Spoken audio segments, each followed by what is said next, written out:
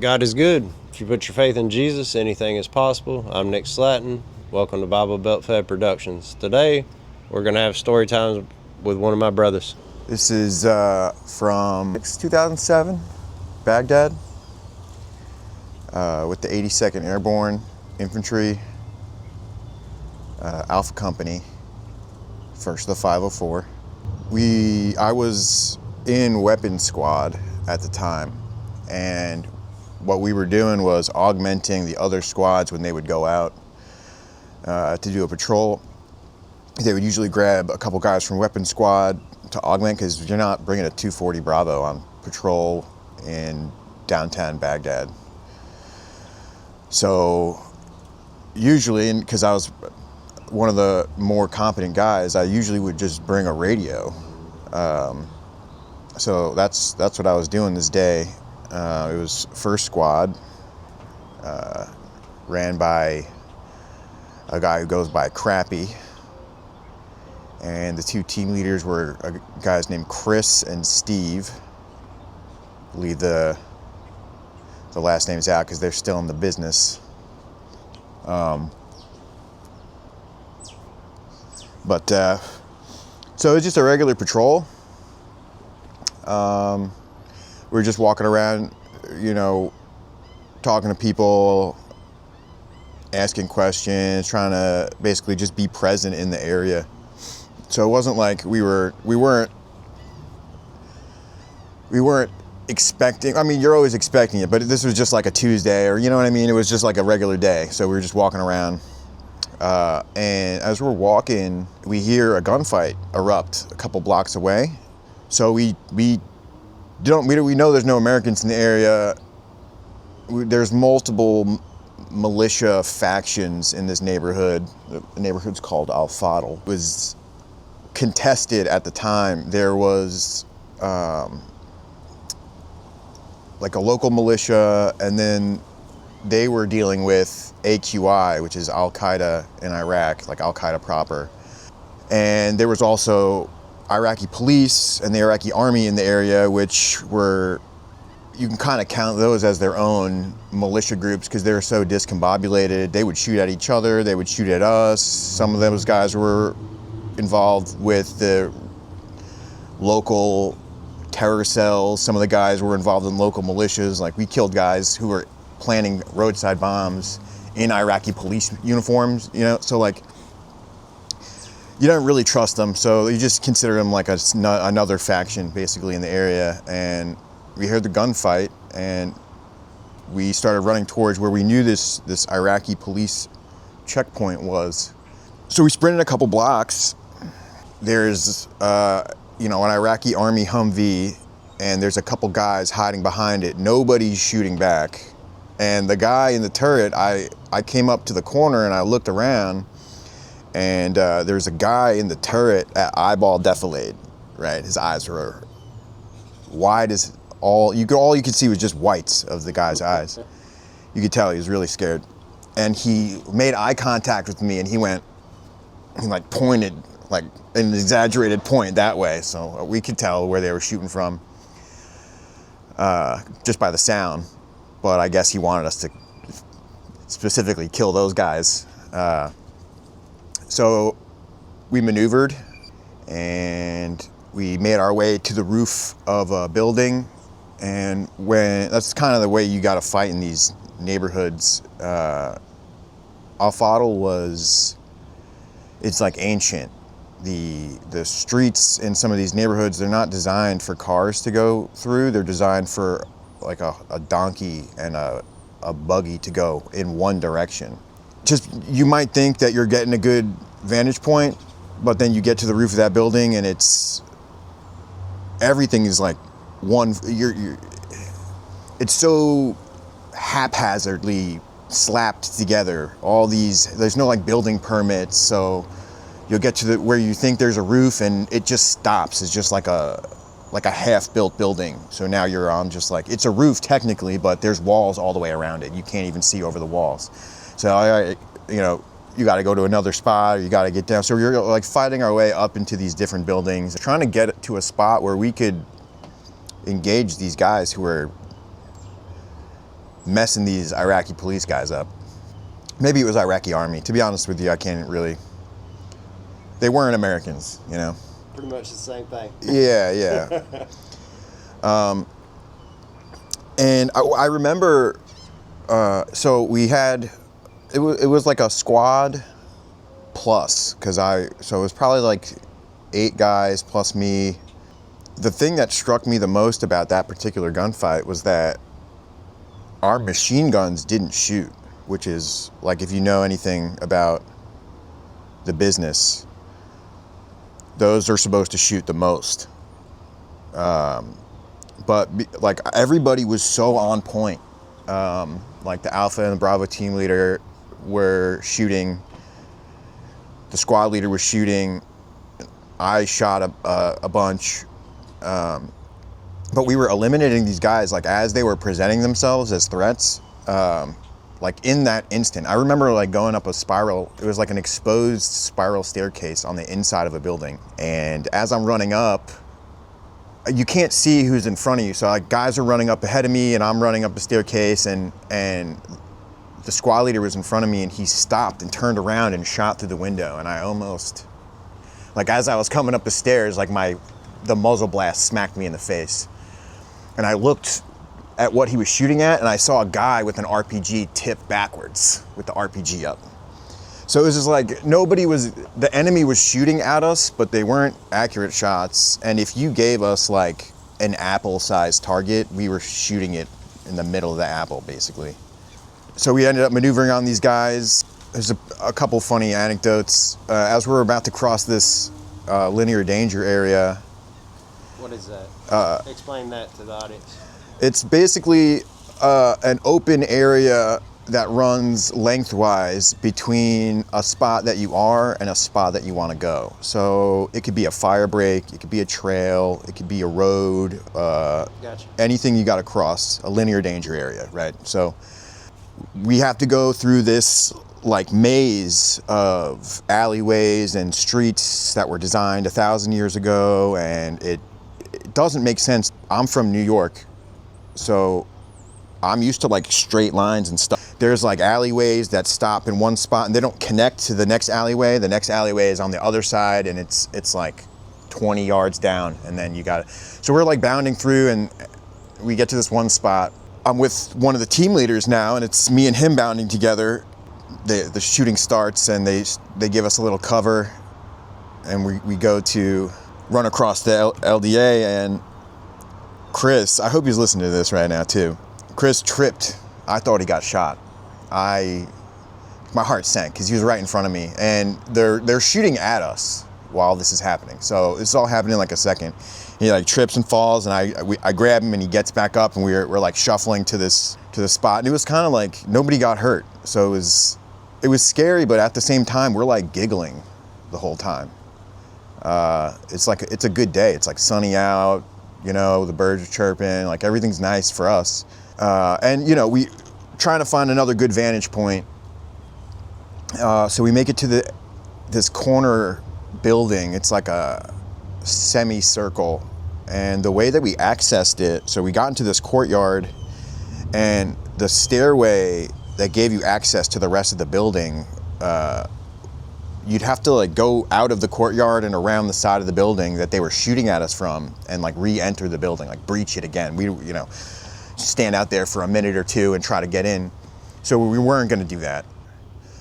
I found like a one level up was a window, and it looked like it went into a stairwell. So I called over one of the team leaders, this guy Steve. We decided like we're not going to go out of this courtyard, we got to go up. So we climbed. He boosted up off of me. I got everybody up. The whole squad jumped up to the second floor, and then at the end I jumped up. I couldn't pull I had a radio, but Steve and Chris they were back then, they still are very strong, medium large sized men. And that was a cool moment for me when I jumped up, and to see them like smiling, grinning, and they lean over the rail and they just yank me up and pull me into the second story of the building as I was the last man. That was pretty cool. There was another part of the gunfight I remember. So as this is all going on, we're making all these breaches into the various buildings that we're going in, trying to get a vantage point, trying to maneuver around the enemy. And we're using shotguns to breach all the doors, as one does. And because I'm the RTO, I'm kind of like, I don't belong in the stack. I have the freedom to basically go wherever I want in the gunfight, as long as I can still talk to the squad leader, which I didn't really need to do. Like, I know what's going on and I could anticipate his needs. I'm good at that. We were shooting and moving and communicating for years before this gunfight ever happened. So it was like old news, basically. We're just rolling. So you get a sense of your brothers, and you don't even have to talk in order to make things happen, right? Is that what you're saying? Yeah. You kind of always, like, you don't really talk about where you are. You just know where everybody is. That's right. It's like a flow state almost. Yeah. So as they're making all these breaches, I'm standing kind of like off to the side, just not right in front of the fatal funnel, but like off to the side. And what I've been doing is, as the breacher shoots the shotgun, every time he racks it and it's the last round, I just step in and take it, and he transitions to his M4, and then they go in. So I got my radio bag, and this happened. Now we're down all of our shotgun rounds. We breached, it could have been like 20 or 30 thresholds, you know what I mean? Like, a lot. We shot all the shotgun rounds for both shotguns in the squad. We had 2 breachers in the squad, so. And I have stepped in and taken the shotgun in the moment, you know, and I had the squad leader shove him in my radio bag. So I'm sitting there, as they pull me up, I got my radio, my antenna, my long whip is like folded down, and I got 2 shotguns sticking out of my backpack, my radio bag. And we start bounding again. We're going up the stairwell, and there's no like glass, there's no windows, so it's like very exposed. It's like there's no power in this area, so it's daylight, and it's kind of like dark inside. I guess it felt dark. It probably wasn't dark at all, you know what I mean? Because it was just so bright. But just because maybe your eyes don't adjust, it felt like dark inside that stairwell. And we're like bounding. There's windows facing, like perfectly facing towards the enemy, every level up through this spiral staircase that wrapped all the way up to this building. So you don't want to just run all the way up. You'll cross through one threshold, and then you pause in between windows so they can't anticipate when you're going to go, and then you dash again, you know? And there was a moment where I'm standing there with Chris. I spoke to him about this since then. He doesn't remember it, but I remember it, and I'll never forget. But we're bounding up the staircase. We're going in between these windows, and at one of those pauses, before we make another leap towards the next area, we were like laughing. I was like leaning up against the wall, and like bullets are kind of coming in the window, and still nobody's gotten hurt yet. So we're in pretty high spirits. And Chris looks at me, he goes, "You look some cool right now." And we both we did like a ha ha ha, you know, laughed out loud, and then just went back, you know, to doing what we were doing. And we got to like the second so we didn't hit the roof, we hit the level right below the roof in this area. And this is where the firefight kind of died down. I had lost comms with the JSS. What's a JSS? I think it's a joint service station. So it's like so we weren't in a fob.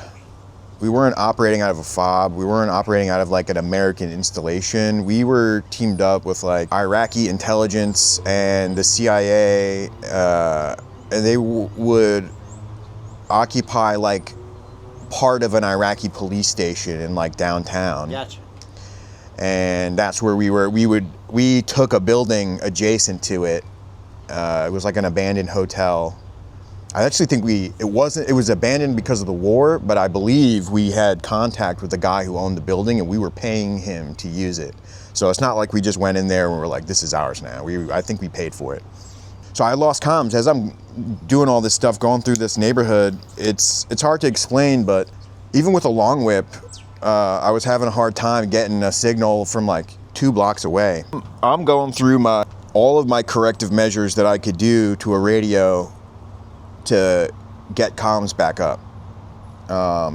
Everything up to and including, I extended the long whip all the way out, and then because I couldn't get a signal, pulled the long whip down and I stuck my whole body out of the window in the middle of a gunfight to try to get comms up, thinking that I'm like letting everybody down.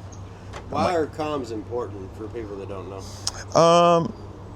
A bunch of different reasons, especially in that area. Deconfliction is really important because there's other American elements out there passing through our area or adjacent to it, and it's important to know who's doing what. And then, you know, my boss is back at the JSS with like all the guys, so they're hearing the gunfight from like a couple blocks. Like they can hear everything that's going on, and they don't know what's going on. So that's scary when you have 9 of your guys out there and no one's calling back. But what happened was the relay radio, this guy, I don't want to say his name, his first name I believe is Gary. Our radio was set up in a truck. It was in one of our Humvees. So in order to like pull radio guard, you had to be in the truck. And I guess he was standing in the turret and with his foot hit something inside the truck. And so I'm panicking, right? I'm like doing all this, trying to get a signal so I can tell my boss what's going on. And as I'm doing that, I hear voices on the other side of the radio, and it was this MP unit. I think their call sign was Archangel, I'm not sure. But this MP unit, you know, bless them, because the infantry does not respect MPs. A lot of guys don't respect MPs, and rightfully so. No offense, MPs. But these MPs were different. They heard the gunfight, and they drove into the gunfight. And when I made comms with them, I basically talked them on to where we were. And because at that time, things started kind of spiraling. Like we weren't running out of bullets, but we had ran out of water like about an hour before this happened. We weren't prepared to be in this like prolonged engagement and maneuvering all around. It's July in Baghdad, so it's like 120 degrees in the shade. Water is a really important part of your kit in environments like that, almost as important as bullets. So we ran out of water, and we were kind of like ignoring it at first, but there's only so many like ACE reports you can do where you're black on water, and then you're like, all right, we got to do something about this. So Archangel volunteers to come and extract us from this chaos, basically. So these MPs roll in, they pull up out front of the building on the side that was exposed that we couldn't get to, right? So we come down and we exit the building, and they had all their doors open on one side, and they had gotten everybody in their vehicles over. They'd packed the whole vehicle over to the other side of the vehicle and swung their doors open, and we ran and dove. I dove into that Humvee like I was going down a water slide. And I know I was doing it with such reckless abandon because I slammed the door. I got it, I dove in, I slammed the door, and you know, it's like bullets are hitting the car and people are yelling, it's chaos. And I had failed to collapse my long whip. So I slammed my long whip in the door, and it snapped, and it was just dragging behind. As they brought us back to the JSS. You know, we did a bunch of high fives and stuff like that. They got us out, and it was a good day. Nobody got hurt. We just ran out of water, killed a bunch of bad guys. The AAR mostly focused on our cherry saw gunners who didn't shoot. We shamed them a lot for not shooting, but they were their answer was right. They kept saying that we didn't see anybody, and that's really what you want out of your junior guys. You don't want them just shooting because everybody else is shooting. That might sound like a good idea, but and maybe it is a good idea in like a rural environment, but in a city, in like a downtown area of the city, there's like women and kids in these other, like you can't just shoot. So they showed a lot of restraint, because not only were we getting shot at by like RPGs and small arms fire, but it was all within like 50 meters. Like you could hear the enemy yelling, we're yelling. It was hectic. So as we got back to the JSS and we piled out of the vehicles, that was the first real good gunfight of that deployment. So we came back. We were like heroes. Like, we came back, nobody got hurt, definitely killed a bunch of the enemy. And it was a good fight. Like, the enemy normally just disappears when you start shooting at them, and these guys stayed and fought. So it was fun. It was a good day. And I remember I got back because they knew we were out of water, because I had radioed to them that we were out of water prior to coming back. So all the guys came out and they were like taking our equipment off of us and, like, you know, smiles, high fives, putting a cigarette in your mouth. And all I could think about was I needed a drink so bad. Totally forgot the MPs were even there. So I'm like back with my platoon. So the rules with the guys, nudity is not really like, those are the boys. So you don't really. I got back and I stripped down. One of my buddies took my plate carrier off and they were like patting me on the back. And then somebody set down a 5-gallon water jug, you know, the ones you strap to the outside of a vehicle or whatever. So I'm like naked.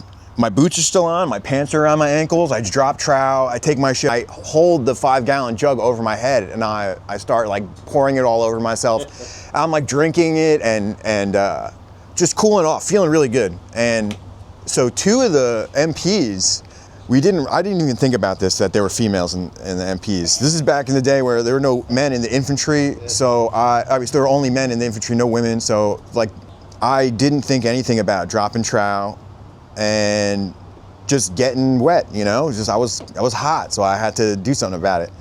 And these 2 MPs, they were females, and I saw them walk by, and they both were aghast at what they saw. Sweaty, disgusting, and also just vulgar, out in like broad daylight on a sidewalk in downtown Baghdad, just completely stark naked.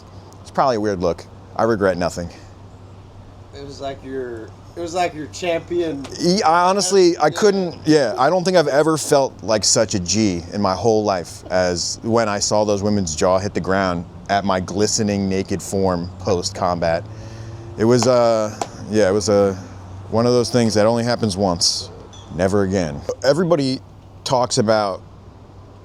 who hasn't been to combat, who watches movies and tries to understand it, there's this catchphrase, I feel like, that is always talked about, a confirmed kill.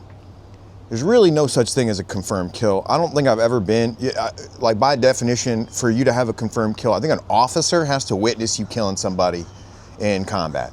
Something like that. I've never been in a gunfight with an officer in proximity to me. There's no way to get a confirmed kill, but I came pretty close this gunfight because we were on the level right below the roof before we got picked up by the MPs. To the point of what you were saying earlier, never stand up, never poke your head up from the same place twice in a gunfight. This guy kept doing it. So I'm transmitting on the radio with one hand, and I have my M4 like barricaded on this wall, and I'm leaning on the M4. I'm like on a knee, and I'm leaning forward, and I'm transmitting. And this guy, he's like doing this weird, like, he would like shoot, and then sometimes he would shoot like in front of him, and then he'd get down, and then he would pop back up. So I'm like, he's not hitting anything. And you could see this guy is just like, he's trying to win a participation trophy. Scared.